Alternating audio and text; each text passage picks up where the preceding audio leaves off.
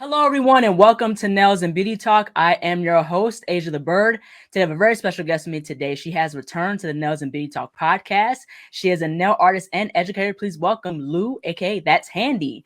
Hello, Lou, and Hi. welcome to the show. Hi, thank you for having me again. I'm very grateful and I'm so excited. I can't believe it's been that long, actually. Yeah, it's like been a little over a year and things like that. So I want to go ahead and really get started by asking. So it's been over a year since we did our first hmm podcast interview. So I want to really ask, like, what has life been like since that time? Oh, I should have re-listened to my last one so I remembered what I said. But yeah, life's been good. Life's been, steady, busy. Um, the financial situation over here in terms of our government Hmm. is not great. So Hmm. we've all had to pivot a little bit, maybe add some extra things and maybe think about the way we approach stuff because not everyone's necessarily has the disposable income to get their nails done these days. It's a luxury. So I've been trying different things, but in general I'm good. I'm plodding on. Hmm. I'm overdo it and then I'm burning out and then I'm happy again. And it's just, as you know, as an artist and a nail tech, it's a roller coaster. Yeah, right, exactly. Absolutely. Now, in what ways has your nail artistry evolved since the last time we spoke? Wow. Yeah. I think in terms of my artistry, I've tried to tackle things more that frighten me. I was always really afraid of anything outside of gel, so talking Hmm. like chromes and 3D sculpting, like you do a lot of gorgeous 3D work. It's just not Right, an avenue that I've ever explored. right. um and then when clients expressed interest in sort of Hmm. texture and a more of a 3D element, I've been building my confidence with that. I've been building Hmm. my confidence with chroming small details, Hmm. um, freestyling without a plan. I know Right. obviously you can't freestyle with a plan, but if a client came into me and said, Hmm. "Oh, do whatever you want," Right. I might have kind of gone, "Oh my goodness, can I just give me a minute to do some research? Have like a mini meltdown." Right. Right. Right. And then tackle it. But now I'm like, yeah, of course. I've got ideas. I'm more confident going into things just Hmm. sort of off the cuff than I was before. And I think Hmm. just generally, I feel like I've got, not creatively, but, as you know yourself, from running different, revenue streams, the stuff Hmm. that nobody sees, the stuff behind the scenes, Right. the admin and the marketing and the content planning and the social media and the money. I'm feeling more in my groove with that. In my Right. groove is the only way I can describe it. I don't know if I'm feeling expert, but I'm feeling in my groove. So that's what I would say. Yeah, yeah. And it can be scary in regards to trying new things. I'm kind of the same way. I don't like to try new things, stuff like that. But, Yeah, part of life yeah, and part of being in this industry, you have to learn to be adaptable in some sort of 100%. way. And so the thing is, like, you eventually you can't be afraid to try different stuff and things like that. And Yeah. chrome powders can be a hit or miss, Oh, once you have a good top coat and stuff like that. And yeah. modeling is a very good no wipe top coat to do chrome powders and stuff. Okay. You get that off of Amazon. Right. But Okay. Yeah, yeah, yeah. yeah, so yeah, just don't be afraid to try different things and get your feet wet. Yeah, exactly. And I've learned to, I know my clients so well now. If we kind of go with something and it doesn't work, I'm like, we're just gonna have to try something else and not kind of panicking in that moment, kind of being able Right, to manage my own, um regulate my emotions with feeling like I haven't got something right straight away, you right. know? Um, oh yeah, everything's so hit and miss, but yeah, it's good to try, isn't it? Yeah, yeah, right, exactly. And I'm kind of the same way where I'm hard on myself if I don't get something right the first couple of Oh, times. yeah, You know what I yeah, mean? And so I'm like, okay, in order for me to figure this out, and to keep my head clear, I would just cry it out. Like, okay, I can't figure this out. Let me just cry it out, and then just get back to see how I can figure it out and stuff like that. Yeah, perfect. I completely agree as well. You've got to let those emotions happen, because that's just who we are. Maybe I don't like change, but like you said, it's such a progressive industry where new trends come through. We have to be able to adapt and give our clients what we want. And I might, struggle with that. But I also think, like, us chatting about struggling with that now is really positive and helpful, isn't it? Because I'm not pretending that I'm perfect at what I do, and I will go, guys, what are your tips for this? Because I've got no idea. Right. And then maybe a baby nail tech will be like, oh, okay, so you don't get everything straight away, and that's all right, Yeah, right. Absolutely. Exactly. I want to get into you being an educator. So you're an educator and you offer different nail courses. So tell us about some of the nail courses that you offer, and what are the things that the students will be learning? Yeah, so I was an educator in a former career of mine, but that was more sort of marketing and business. And so I really wanted to bring in my passion for teaching into this, passion for being a nail tech. So I already had my teaching qualifications, which you need to be able to teach legitimate nail courses over here.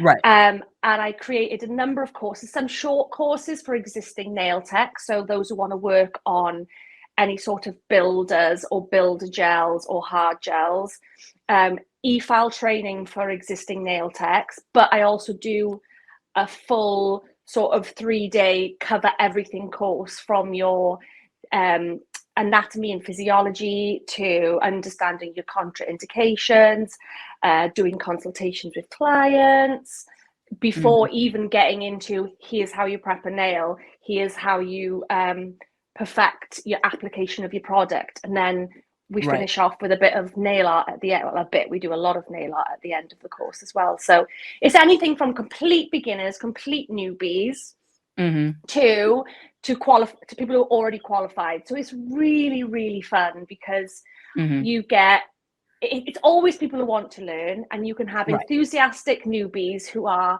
really, really eager to gain skills and maybe do something on the side of what they already do, or want a complete change in career, to really, really enthusiastic existing nail techs who want to sort of upskill and add extra services to what they already provide.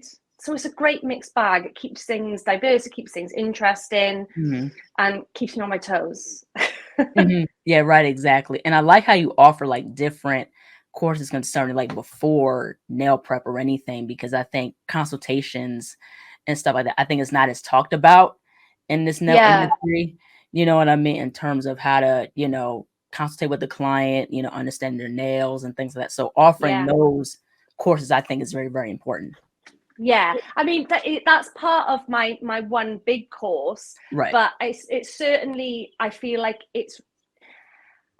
I mean, I've done courses and I've seen courses online, and you go into them and like, right, here's how you paint a nail. And it's like, whoa, hang on there a minute. How do you know if you can even paint that nail? How do you know there's no contraindications on that client that would prevent you from painting that nail or adapting that service? I wanted to make sure it was almost like troubleshooting style. Like, here are the things you could come across before you even get to paint a nail. Let's be realistic about it. You're not all going to go off, get 50 clients and paint 50 perfect sets. Right. Yeah, right, exactly. Most definitely. I think, understanding the basics is very, very important and stuff like that, because everybody's nail bed is very different. So it's 100%. like building a house. So if you don't know the foundation, it's going to just crumble. That's the perfect analogy for it, isn't it? And, the way you treat one client, or what the service you carry out on one client, isn't going to be the same across the board. And, I've had people who have qualified elsewhere who have come and redone my course because they've seen all the extra stuff that it involves, because they're like, actually, I don't even know you know, even from like, what do you do if someone's got really, really extra thick cuticles? What do you do? What do you do if someone's Right. got ridges in their nail? All these things that you don't think about. And you know, I appreciate that out there. There's quick courses. They're cheap. They're online, and there's nothing. I'm not judging that, but I'm just saying that you might not cover everything that you will then come across when it actually comes to painting real people's nails. And You that's the know? beauty with like nail education, because with nail education, it's evolved so much. And Yes. especially when I was in high school taking cosmetology course before I got my license. Yeah. And the thing is, with beauty school here in the States, they're not going to teach you everything there is to Yeah. know about the nail industry, so you're well prepared for it. A lot of stuff you got to do a lot of research on your own, Yeah. and so you got to kind of have to figure things out on your own, which can be hard and Yeah. things like that. So I'm glad that with nail education now, it's evolved so much, and there's a plethora of things that you can really learn, ranging from nail prep, consultations, Yeah. in terms of, what happens if there's like a blood spill or something like that, or, Yeah. things like that. Yeah, I completely agree. And I think that there are a lot of good courses out there that do that and cover that and give you like ongoing support as well. That was the one thing Right. that was really important to me. It's not like, okay, you've got your certificate, off you go. You know, every course that I have has its own nail group on Instagram, and then I've got a Facebook group for all my qualified students, so people can continue to get advice from their peers. They can continue asking me, actually, someone's asked for this design, how could I approach this? Right. Because you can, it's like passing your driving test, then you learn to drive. You don't know everything, you don't know every scenario, so it's good to have somebody to come back to. And I think be able to go, actually, I've got ongoing support, I'm not just out Right. there kind of trying to drive the car, so to speak. Exactly. I want to get into cuticle prep because I think that's very, very important. So you did mention, you'll deal with different nail shapes and, different Yeah. hands and, especially someone with thick cuticles. So for someone who has trouble with cuticle prep, what are some pieces of advice? What are some tips that you could provide for cuticle prep? So I think it's understanding the difference. It's fundamentally understanding which bit is the cuticle, first of all, in terms of the anatomy of the hand, because you could be forgiven for thinking that, oh, the proximal fold is the cuticle, or, but fundamentally, the best thing you can do is get all that non-living tissue off the nail plate. And now I personally prefer to do e-file prep, because I find myself that I can make it much more flush. I can make it much more prep than I can manually. But that's probably because, I've been using my e-file for a long time now compared to when I manually prepped. There's extra products you could consider as part of your service. So you could use an alkaline cuticle remover, which will use the alkaline ingredients to break down that protein on the nail plate. But then remember to wipe that off, because it will continue doing so. So it's about maybe making it really bespoke to that client, I suppose. Right. Having good tools, taking your time, and in that consultation with your client, you can explain how maybe their anatomy is different to another person's anatomy. So you're just going to allow that extra time for the prep, really. I think I'm going off on a tangent here, but I see, and I was guilty of this, but so many nail techs think, I'm not fast enough. Don't come to me if you want a quick manicure. It's going to take time. The more you spend on that cuticle prep, the better that manicure is not only going to look, but the better it's going to last. Right. Exactly. And I think people have been so used to having the fast service, like fast, manicures, pedicures, or like a fast acrylic, enhancement service and things like that, because we would, train of thought is supposed to be supposed to be done at a certain time. So I like how now like people are really taking their time, like 2-3 hours or so, to make sure your nails are looking good and looking right. So that's very, very important. Yeah, absolutely. I think, is it you have to forgive me if I'm speaking about the wrong nail tech here, but there's is it Top Knot Nails in America? And I saw she was doing a sort of trend of saying, here's the nails I did, here's how long it took, and here's how much it cost. And it's transparency, isn't it? It's thinking, right, that transparency allows people to know, oh, actually, if I want Snoopy, SpongeBob, Minnie Mouse on each nail, then I'm not going to be sat there and getting it done in an hour. And if I am, then they're probably going to come off in 2 weeks' time because they didn't spend enough time prepping the nail. Right. Mm-hmm. Yeah, absolutely. Yeah, I heard of Top Knot Nails, and the thing is that people have to understand, nail services take time and things like that. That's like if you go to a restaurant, cooking your food is going to take time. If someone's making a steak, it's not going to take 30 minutes to make a steak. It's going to take almost an hour or so because they're taking their time in terms of cooking it to make sure it's tender and how you want it. So the thing is the same thing with the nail service. It's going to take time for stuff to look right, and you want your nails to last longer, if not like 2 weeks or to a month. 100%. Completely agree. I want to also get into your subscriptions. So you've recently made a subscription on your IG page, where your followers can get access to different pieces of content. So when someone subscribes to you, what are some things that you offer in terms of content when they get subscribed to you? Yeah, so it's a really exciting new feature. Over here in the UK, I think it's only just been slowly rolled out that you can even offer subscriptions. I've seen a lot of American techs who have that option on their pages, but it's really, really new over here. And I've wanted for a long time to create either a Patreon or sort of additional content that you can access behind a paywall, because as nail techs we give so much for free, and I'm happy to continue to do that. Nothing's going to change in that. I don't want to become inaccessible. I don't want to become gatekeepy. I'm happy to share. This is just sort of extra stuff that people can learn and access from me, that maybe, oh, like, I would love to do one of your courses, but you're a bit far away, so it's just additional things. So I mean, I've only been doing it for maybe, is it two weeks? I'm going live tonight. We're doing a live Q&A. So pretty much ask me anything about nails or nail art or running the business, and I can set that to subscribers only. I've done posts on optimizing your Instagram bio and how you can look at your SEO to make your bio more findable by the audience that you want. I've done step-by-steps for a couple of nail art designs.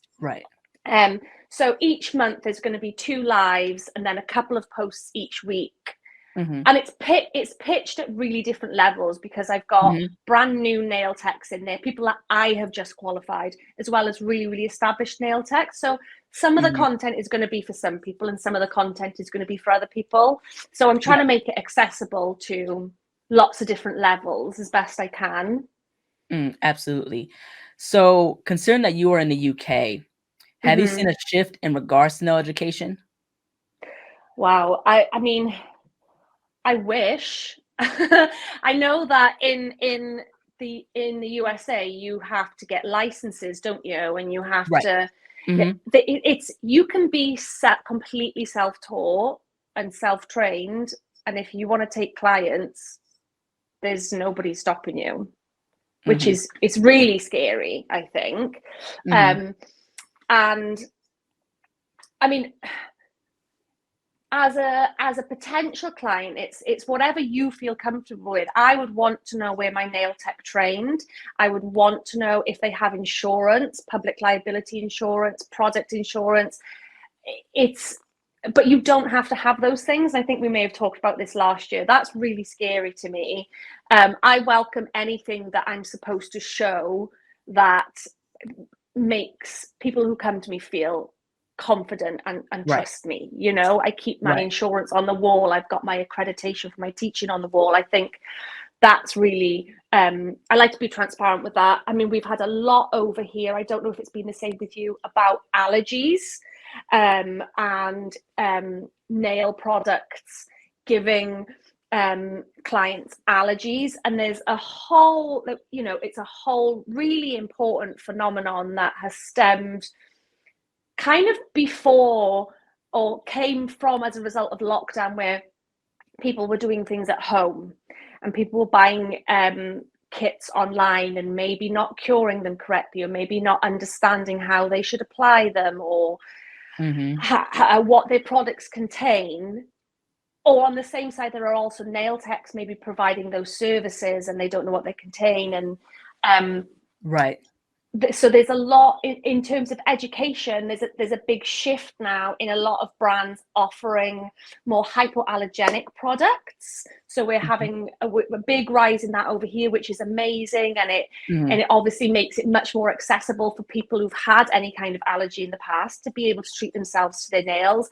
We're seeing lots of brands bring out those products that have a reduction in certain chemical compositions, and they teach sort of conversion courses to allow people to use their products without kind of relearning completely. Right. There's a big thing at the minute as well in terms of nail brush trends. So everyone's wanting to do like auras and orbs and all stuff like that, and people are using airbrushes and mixing gel products with acetone, which is really dangerous. I mean, Nailed It by Chelsea, who I know you've spoken to, so Chelsea and Dippy Cow Nails, for me, I see so much education from them, and sharing on their huge platforms about how dangerous it can be and why. And I'm sure other people have created resources for that too. But when things can be done with blooming gel and pigments, we can't be risking our health and our clients' health by putting acetone in with gel and spraying it around the room. You know, there's been a big like phenomenon with that recently, and a lot of people are coming to their senses about it and whether it's something they should be offering. So hopefully that will calm down as well.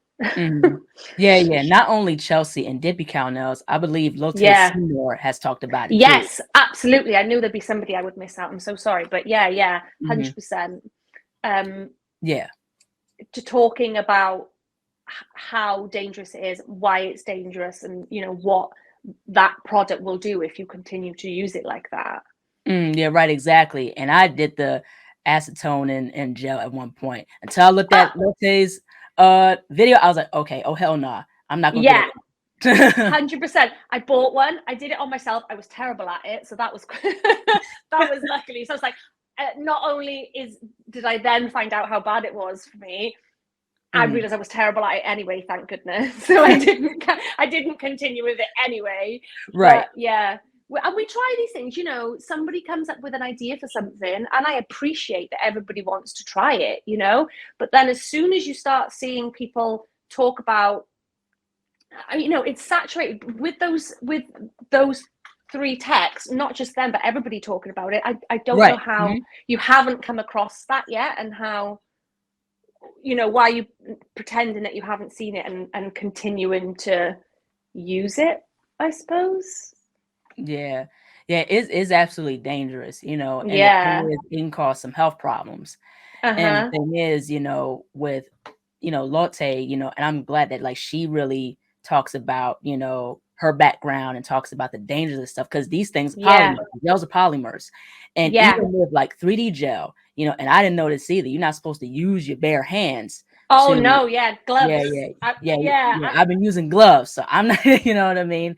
Because when you get in contact with gels and stuff, you know, those are polymers and you get allergic reaction, like how you said before. So plus I'm glad that certain brands, I think it's Light Elegance and Home of Nail Art that talked about it. I think mine and a few other brands have talked about the dangers of acetone and gel being mixed and using it for airbrushing. And it's you know, it is hard to keep up with it all, isn't it, with social media and things like that. Like but I've seen enough people share it that I came across it quickly, thank goodness. And if people are new to the industry, if they're following these, like Lil Tay and like Dippy Cow and Chelsea, those big platforms are worthy of following, because they might get the scoop earlier than the rest of us and be like, oh, just so you know, don't do this. And then we can be like, oh, okay, stop, put that away, that's terrible. Right. It's everybody stop what you're doing,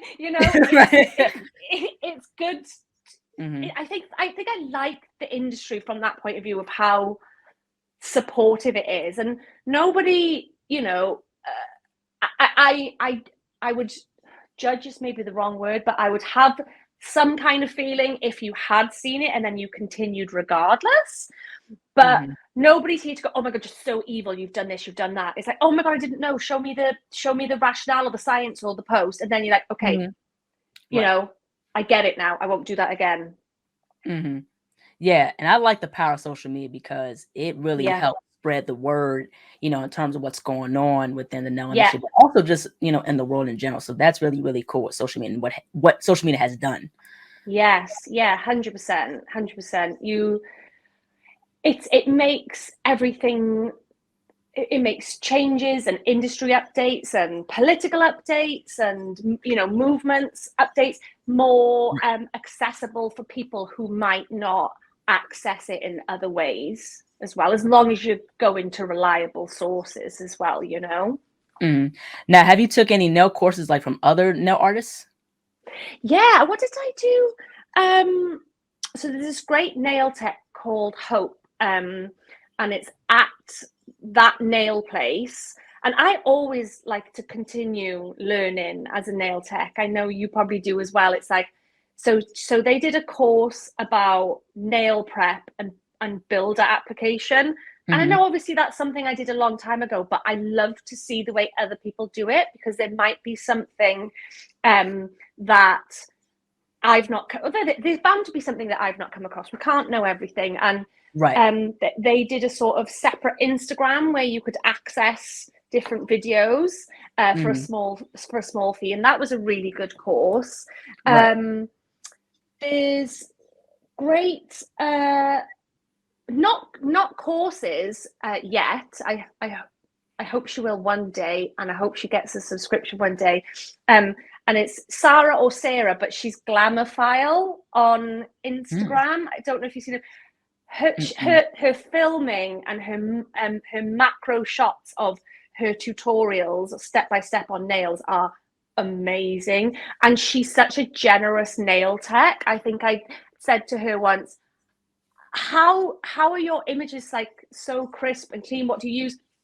She was straight in my DM telling me the bulb, where to buy the bulb from, how many lumens it should be, what daylight it should be. And I was like, this is amazing. Like, thank you for sharing that with me. And I hope I can do the same for other people if they slide into my DMs. But you'd love to chat to her, I think, as well. She's fantastic.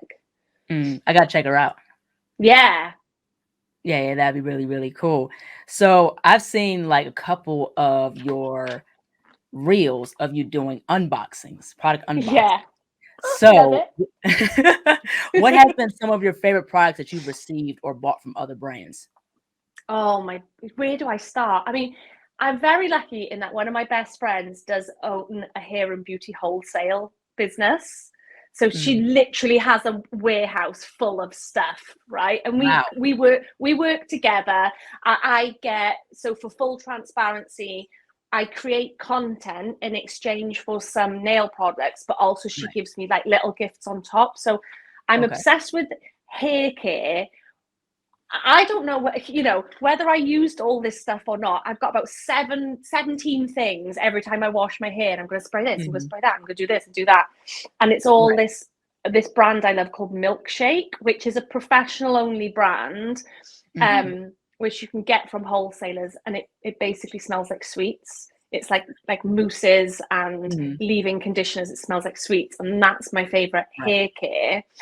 Nail wise, I keep dropping her name so many times this episode, but Chelsea, Chelsea's amazing brushes. So your mom's chest hair, And she brought out a new one called What Like It's Hard. So it's what film is that from? Reese Witherspoon. Can't think of it now. She goes to Harvard, and she has the most amazing fine line detail nail brushes, which I'm obsessed with. I'm obsessed with Nail Order and every sanitizer and nail oil they bring out. I'm obsessed with. I recently, so talking about developing your art, I've got into liquid chromes as opposed to powder chromes. And I know in America, you've got a brand called Cocoist. Is it Cocoist? Yeah, Cocoist. Cocoist. Yes. So they do amazing liquid chromes. But in the UK, we've got another brand called the Nail Stamping Queen, and she does little bottles of liquid chromes, and I just love. I've got silver on now. I don't know if you can see it. That's a nice chrome, though, Lou. I know. I find it better than the powder stuff, because that's my arch nemesis, the powder stuff. But yeah, I could do you a tour of the studio and all my favorite bits. And my Dali, I've just bought some Dali. I know you chatted to the brand the other day as well. Yeah, you? Emily, and I've bought their Hema-free builder. And that's beautiful. It applies beautifully and it self-levels really, really well, and it's gorgeous. So yeah, I'm a magpie for shiny and lovely things. Yeah, how's how good are the products in terms of Magpie Beauty? So I've got a lot of their sequins.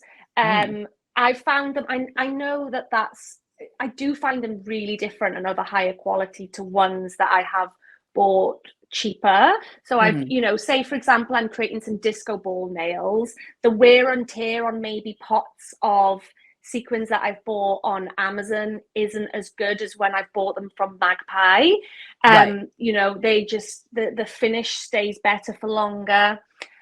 Magpie pigments are really good, especially if you're wanting to create that airbrush look.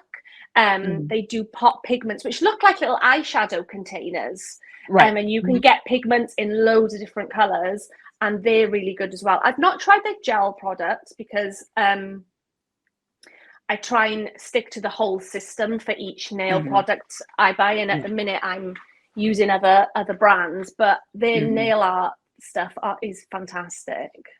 I got this liquid chrome gel called Ice Gel. It's like heavy metal gel. And so, it's really, really cool. But I think you need a certain top coat from Ice Gel. I think it's a Star Top Gel. I use an OPI top gel, but it just kind of dulled the chrome. Yeah. So you need a certain top coat for it. You need to be spinning so many plates to do these things, don't you? Like, it's unbelievable. You over cure it for like 10 seconds. Oh, it's not going to work. It's not going to work. If you rub it the wrong direction, it's not going to work. It's not going to work. In general, I find chroming with powder easier, but the result you get from the liquid chrome is so worth it. Right. But I see it as more, I would probably offer it as more of a luxury service, because it's for pound, like the little bottles are like 12, 13, 14, 15 pounds compared to £3 for a powder pot. So you have to weigh it up. Yeah, right, exactly. So in terms of nail art, what has been some of your favorite nail designs that you've done? Oh, that's hard. I've been really into the Barbie trend. I'm not gonna lie. Like, people coming in and wanting swimming pools and all the pink glitter and pool donuts and all this stuff. I've been enjoying that. I've been I just, it makes me happy that all the pretty girly things, which is like so not me, but doing it on other people, I love. I've been really into that. What else have I been enjoying lately? I always love my sugaring. I love the texture that creates with the acrylic powder into the gels. I love doing a lot of sort of tile inspired things, sort of ceramic inspired things. So that could go from sort of really colourful, beautiful sort of Moroccan tiles to maybe, you know, Dolce and Gabbana, blue and white inspired nails, kind of reminiscent of Italy and Sorrento and lemons and oranges. I love all the stuff that comes through in summer, because, you know, the theme of summer and what is appropriate for nails in summer, I find is so much broader than Christmas, which is just like, just put glitter on everything and it's Christmassy, you know? Right. I believe, you know, and now that you mention it, now that I think about it, like summer has that more of that diversity in terms of nail art than it does with like winter or fall. Because I think 100%. winter and fall, you stick to a limited color palette. So Absolutely. that's the thing. You stick with a lot of earth tones, or like, you know, like reds and greens and stuff like that, like Christmas characters, you know. And that's what I try to do, like in terms of like when it comes down to Christmas and fall related like holidays, you know, winter related holidays or winter or fall seasons, is that when I do my characters, I don't want to do like the typical color palettes. Yes. Yeah. You know what I mean? And really, who decides what a summer color is? You know, like I will refer to something as summery or autumnal, and it's like, just because leaves are that color. But if somebody wants to have neon pink in winter, like, please have it. I'm happy to mix it up. Like, I would love it if you did. Yeah, right, exactly. If I paint one more snowflake, I swear to God. Yeah. Yeah, that's the thing. Like, what has been like some of like your favorite like nail trends? Oh, nail trends that I don't do, but I love.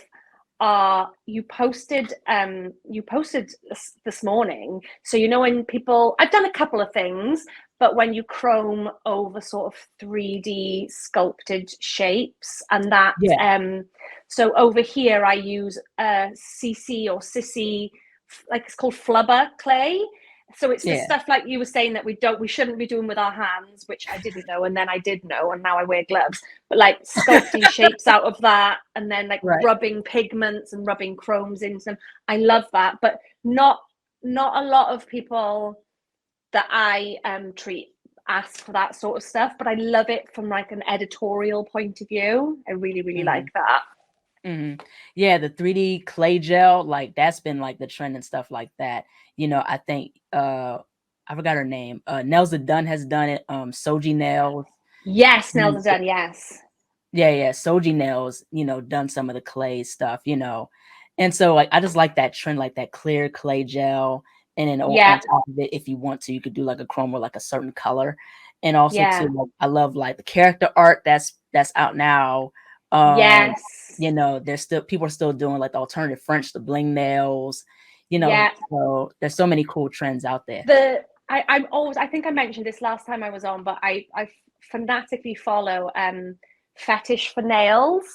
Jasmine J, and none of it any of my lot would ever ask for. I don't do extensions for a start, but it's the most beautiful like duck nails and those sculpted tips and the textures and the bling and everything is just exquisite. And it's so reminiscent of where nails came from and where getting your nails done came from. And it's you know, it's funny, really. It's not funny, but it's like people are like, oh, these new things. I'm like, no, duck nails, you know, Flojo. Like, let's not forget where these things came from. They're not new. These aren't new. People have, you know, especially with Fetish for Nails, their whole aesthetic is based on that sort of shape and that 90s throwback, and it's incredible to see. It's just like pure art. It's amazing. Yeah, and like when I interviewed Chelsea, and she said, you know, a lot of credit goes to the Black community for starting a lot of these trends. 100%. I would say, you know, 99.9% should go to that. And, you know, it's, I don't want to speak on behalf of anyone, but it's important that we remember that as well, that the whole industry is built off the back of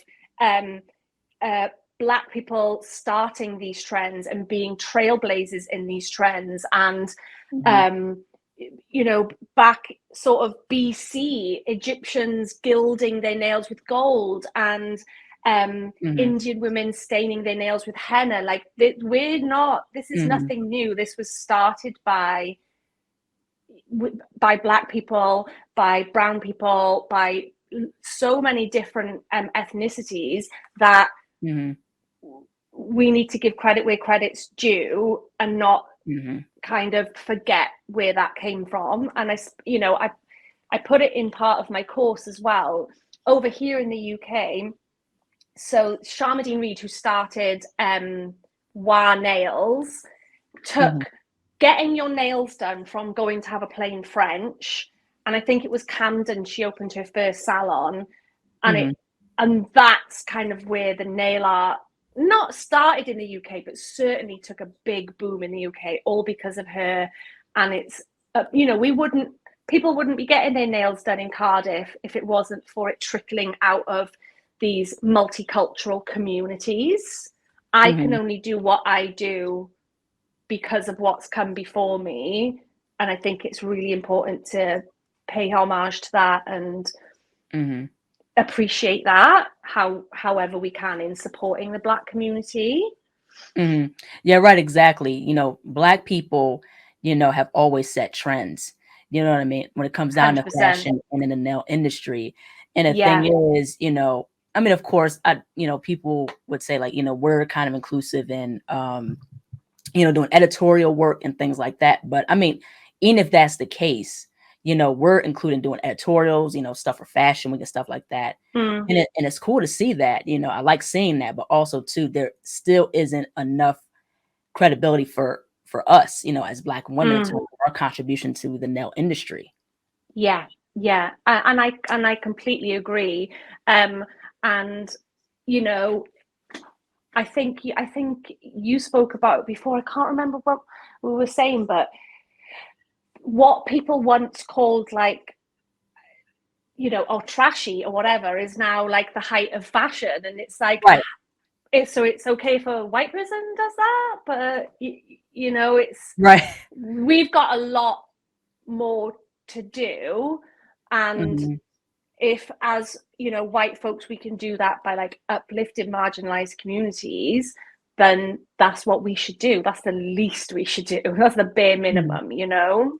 Yeah. And some of the nail trends, you know, like the duck nails, the bling nails, the curved nails, that was seen as ghetto. That was seen as as hood.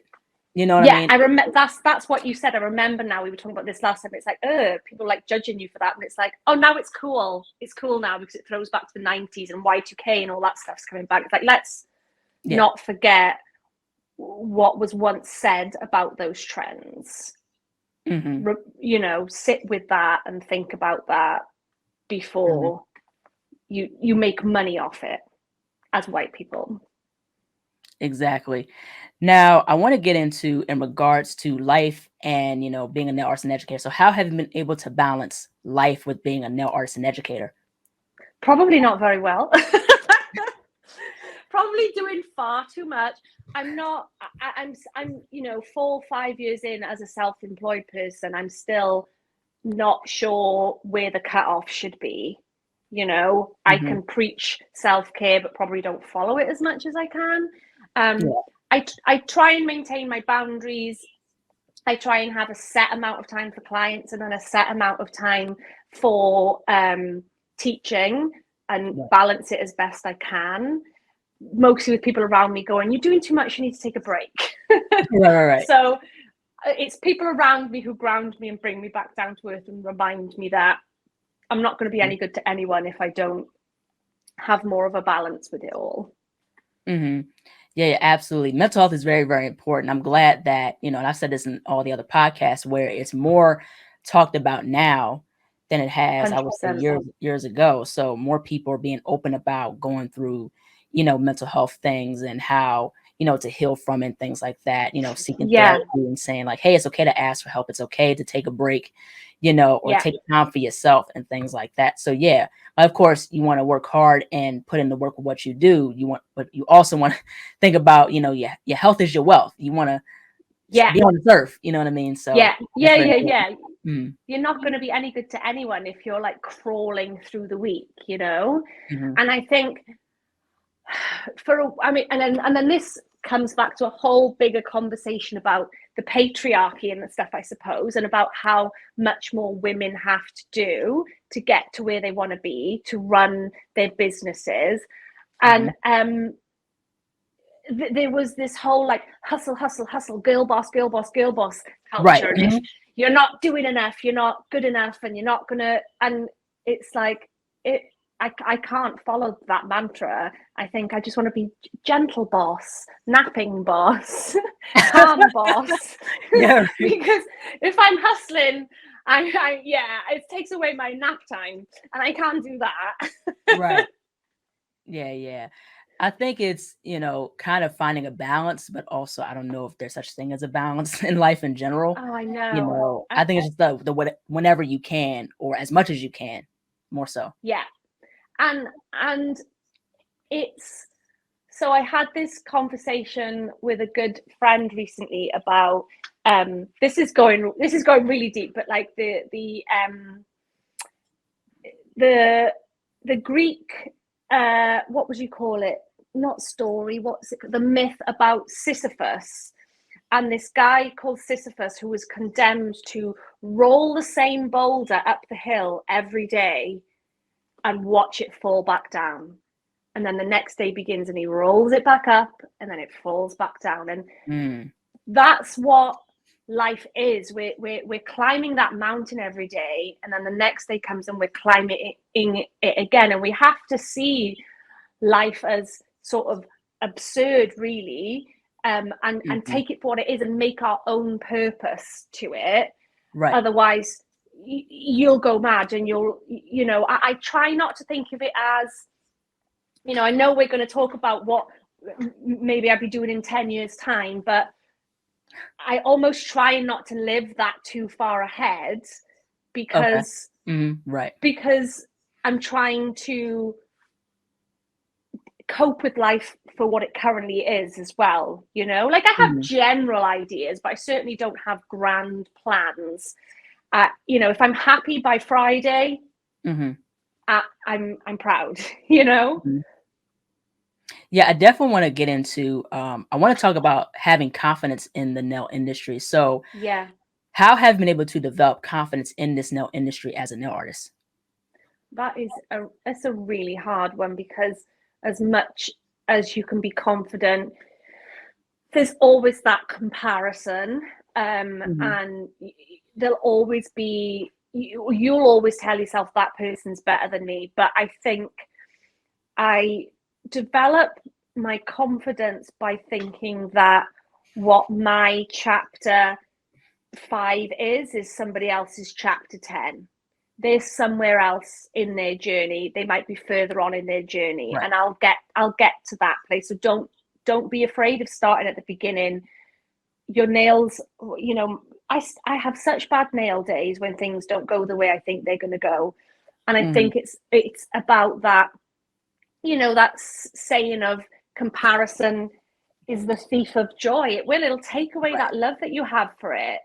So it's following a range of people, because social media has a lot to do with that. You couldn't be a nail tech without social media, because it's your portfolio. It's how you speak to clients. It's how you freely advertise your business. But at the same time, it's the reason you go, oh my God, I'm not good enough. Look at that. Look how amazing they are. But I try and flip that, I suppose, and see that as, oh, that is brilliant. I would love to be that good one day.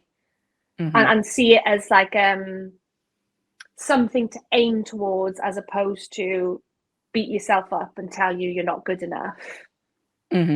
Yeah, right, exactly. I think another thing too is also the importance of credibility, like how we mentioned earlier, because what's been happening in terms of the conversations in social media in regards to the nail community is about how bigger influencers are taking, ideas from smaller, nail artists, things like that. And I had an interview with Dapper Acrylics about it, and she talked about how it's important to give credit in terms of where you get your nail art inspired by and stuff like that. You know what I'm saying? You know, I completely agree. I completely agree. And I mentioned this on my stories the other day that, you know, it's not hard to say inspired by, recreated from, original look by, and then tag those people in your comments. And that, like, as a nail tech, I love when people recreate my work. It's a temporary thing. And it's maybe not the same as like a physical piece of work or a painting or a drawing where you can't recreate that and make money off that. You know, that you're going to make money off nails, whether you paint checkerboards or French tips or whatever. So if you want to make money off recreating my design, then I would love to see it. Tag me in it. I love it. But we don't need to pretend we came up with it. Because if we didn't, there's no harm in saying, oh, this was recreated from, if it's a direct copy, or this was heavily inspired by. I think that's really important. And especially it goes back to, you know, maybe Black creators who have created a design and then a larger platform, maybe a white influencer then says that's their work.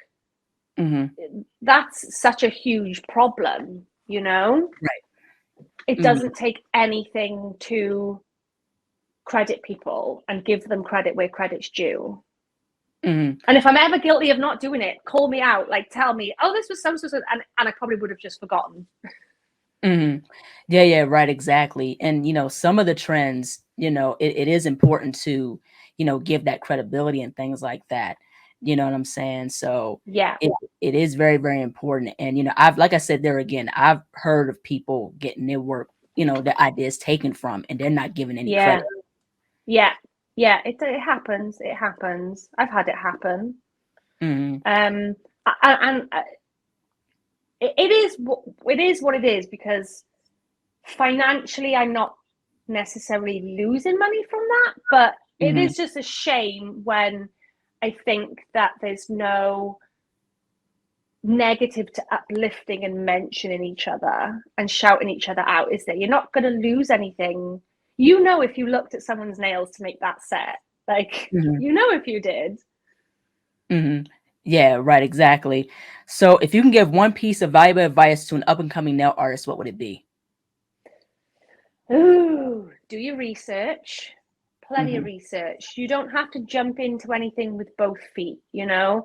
Look at credible brands, like talking back to credibility. Look at reliable brands, join the nail groups and see what kind of ethos that brand has. Does it align with your values? Does it allow you to be the kind of nail tech you want to be? So that's one of my things, is to do your research. I also think the nail industry can be an inaccessible one financially if you don't do your research. It's expensive. As much as money as we're making, we're spending on products. So try and think, okay, well, at the same time I'm spending X amount on making sure I have the best lamp for my clients, making sure I have the greatest nail art brushes to do the work, and professional gel products, I can probably get away with spending 20p on a nail file from Amazon and not feel bad about it. You know, so it's balance. And starting off with, like, you know, I'm happy to say, when I do my training, just start off with the primary colors. Start off with the primary colors and a few secondary colors, black and, you know. You read off for a second. Where did I go? I was just talking about how you don't have to jump in and have like 14 purples and 13 reds. You know, you can mix things. You treat it like paint, because that's what it is essentially, isn't it? So don't be going in and thinking you have to spend $5,000 on an entire collection, because there's probably 15 beiges in there that you'll never use anyway. And here's the thing, this is kind of off topic, but when Home of Nail Art released the Club Tropicana collection, and it was inspired by Wham, that is my favorite song, Club Tropicana. I was like, The yo. marketing is something else, isn't it? It's like, I'm gonna have to buy that. Why did you do that? I'm gonna have to buy that now. The new jelly collection looks really good as well. Yeah, those look really, really cool. If you had a top 5 list of your favorite nail artists, who would they be and why? Oh, Asia, that is so hard. That is so hard. Okay, number 1, Nathan from Buff Bar Bristol. They were I would say they're on a pedestal for me as an advocate for change in the industry. A creative who is so outside the box with the things that they create. They are compassionate, they are talented, they're iconic. I love them so much. So that would be my first one. All these people are equal, by the way. There's no like 1 to 5, right? MEM Nails. So Mutza, you've spoken to Mutza before, right? Yeah. These are probably all the same people that I mentioned in the last time I was with you, because it's always the same people. Mutza's creativity is beyond. I especially love where Mutza takes her influences from. So it could be a shoe, it could be a lip look, it could be a handbag, it could be a pair of trainers, and she takes that and she dissects it and she recreates it on nails. Right. It's just mind-blowing level of critical thinking and creativity. Yeah, her work's phenomenal. So good. So, and just the use of texture and the use of stuff other than gel, like maybe the gems she chooses, the decals that she chooses, or she's brilliant. Chan from Clawgasmic Network. Chantel, yes. Shan is like the sweetest person you'll ever meet. So giving with her skills and with her advice, having done this for a long time. Right. Shan is down to earth. She is really not gatekeepy with her. I hate that word. I've used that word so many times, but like forthcoming is a better word than forthcoming with her knowledge. I remember saying to Shan, how do you get that mirrorchrome so mirrory? What do I do? How do I do that? And she was straight away with a reply. Like, here's how you do it. Here's where I bought it from. It was from Magpie. I can't remember the name of the color, but it was from Magpie. Yeah, she's really sweet. Who else would I put on there? Well, I'd have to mention Sarah from Glamourfile. I don't know if it's Sarah or Sarah. I'm so sorry. But with what she was saying to me about my lamp and my lighting and my filming setup, and she's, again, so forthcoming. For me, it's always people who share with their community, and I hope that I match that energy the same as them. But it's always people who are forthcoming and happy to say, yep, here's where I bought it from, here's how you do it. Like, that seems to happen a lot across the industry, which is amazing, isn't it? Yeah, I seen that Chantel and Govan recently got married. They did. And of course, she looked like a Disney beautiful princess, sweet baby angel. They got married, and they are two of the most like electric people in the room. And the support they give one another as well is amazing. I saw Shan speak at an event maybe earlier this year, and her now husband was there, like filming and supporting her, and it was lovely to see. It was lovely to see. Yeah, that's really, really cool. So last but not least, where can people find you on social media, and how can people support you and your business, and how can people subscribe and all that other stuff? Okay, so you can find me at that's.handy on Instagram. That's where you can subscribe, so you don't need another platform. You can just subscribe straight on that page if you want to. It's the price of a coffee a month. It's less than the price of a coffee a month in the UK. I'll tell you that. Right. Yeah. So you can support me with that. And yeah, just I'm always open for sort of collaborations and questions. I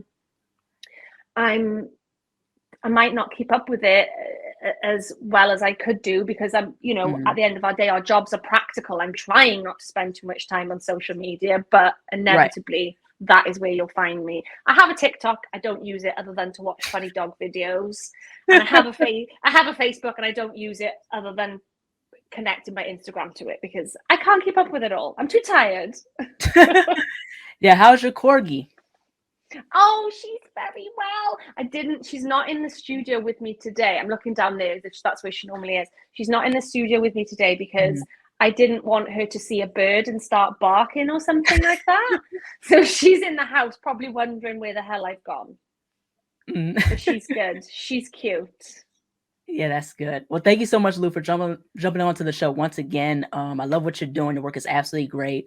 I just definitely want to, give you a thank you for always supporting me and things like that and what I do. So, I truly, find you as a very great nail friend to have in the industry. Of course. So Same. So keep doing what you're doing. And I really, really love and appreciate this conversation. Thank you. Oh, you're welcome. Thank you for having me. Thank you. Yes, absolutely. Take care. Take care. Bye. Bye-bye. Bye. Hello, everyone. Thank you all so much for watching. Please like, comment, share, and subscribe to the channel. Be sure to click the bell for notifications. Also follow me on Instagram, TikTok, and Twitter. Be sure to check out my website, ASIATHABIRD.com, and be on the lookout for more interviews to come very soon. Take care, stay healthy, and stay beautiful. Bye-bye.